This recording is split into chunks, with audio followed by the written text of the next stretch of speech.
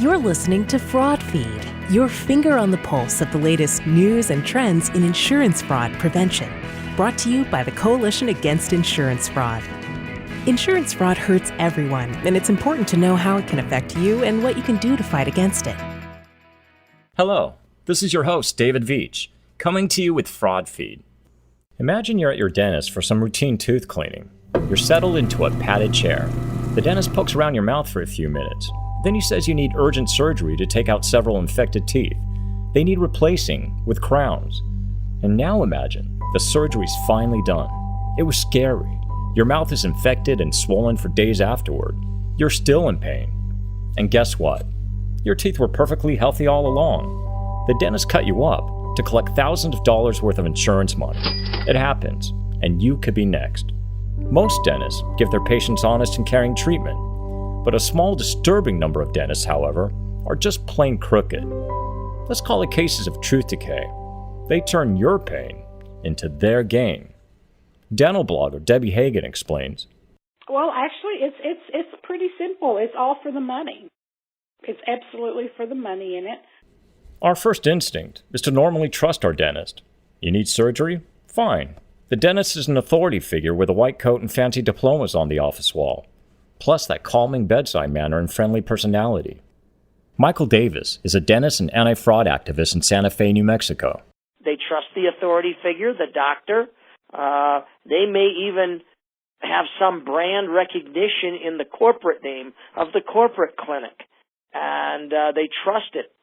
Goodness knows why, but they do, and they get bamboozled. So, what's not to like? Well, plenty. Holy molars. You have to be on your alert, especially with surgery.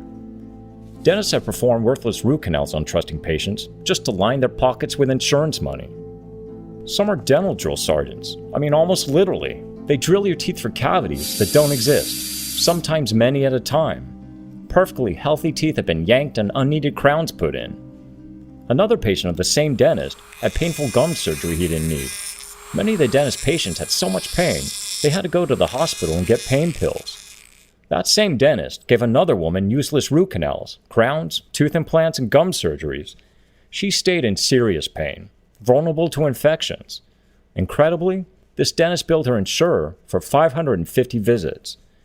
One patient of yet another dentist discovered a piece of surgical scalpel still wedged into his tooth after a surgery.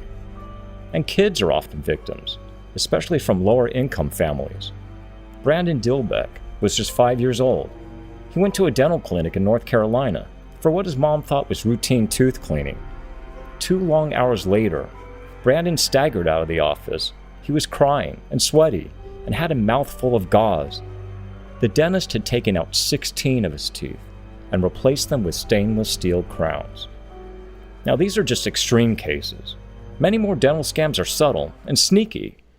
Your dentist could simply inflate your billing against your insurance policy, fraudulently. Your policy might be charged for expensive treatments or medicines you never had, and on days you weren't even in town. This can add thousands of dollars to your insurance bills. And these inflated costs can max out your policy limits, and you might have to pay future treatments out of your own pocket. And if a dentist is dishonest with billings, how can you trust that person to do a good job when you need dental surgery for real? Well, here are several ways you can fight back and stay safe. First, get a second opinion. Do you really need that root canal or other surgery? Visit at least one other dentist to confirm. Any reasonable doctor has no problem with their patients getting a second opinion because if they're a fairly reputable doctor, the second or third opinion will only validate to a great extent what they've already advised the patient of. Second, if you're looking for a new dentist, check the online reviews and see what other patients are saying. Also, contact your state dental board to see if that dentist has been disciplined for dishonesty. And third, review your bills closely, whether it's your insurance or out-of-pocket billings. Did you receive those treatments or services that were listed on your bill? Fourth and finally, contact your state insurance department if you think you've been scammed. Sometimes the best defense is your own instinct.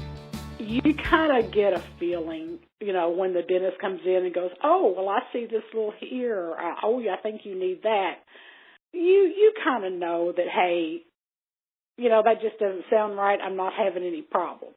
Make sure they give you other options, because there's always more than one way to treat something.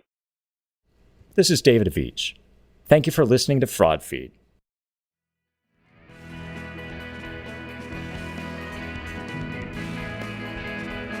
This has been FraudFeed, brought to you by the Coalition Against Insurance Fraud. Find more resources and listen to past episodes at insurancefraud.org. For questions or comments, email coalition@insurancefraud.org. We value your feedback. Please consider leaving us a review. And if you like this episode, don't forget to subscribe to our podcast feed or follow us on SoundCloud so you never miss a show. Thanks for tuning in.